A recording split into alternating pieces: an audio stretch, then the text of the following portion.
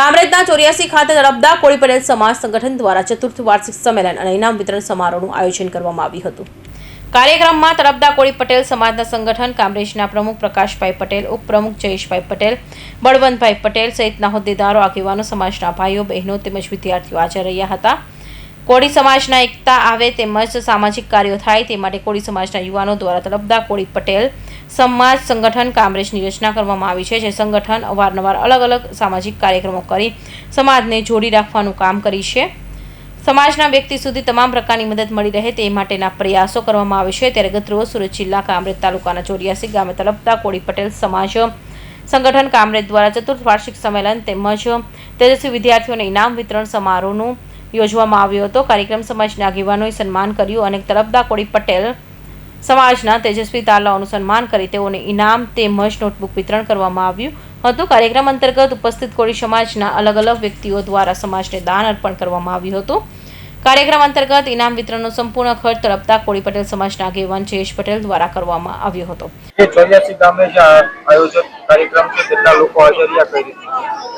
આજે કામરેજ તાલુકાના 84 ગામે કોળી પટેલ સમાજનો આજે 1 થી 12 ધોરણના વિદ્યાર્થીઓના જે તેજસ્વી તાલા ઇનામ કાર્ડનો વિતરણ કાર્યક્રમ રાખવામાં આવ્યો હતો।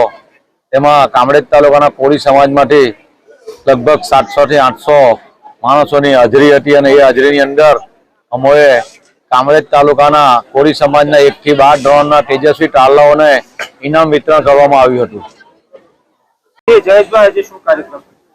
આજ રોજ કામરેજ તાલુકા કોળી પટેલ સમાજ દ્વારા ચોથા ઇનામ વિતરણ જે તેજસ્વી તારલાઓ છે કામરેજ તાલુકાના એમના ઇનામ વિતરણનો કાર્યક્રમ રાખવામાં આવ્યો છે।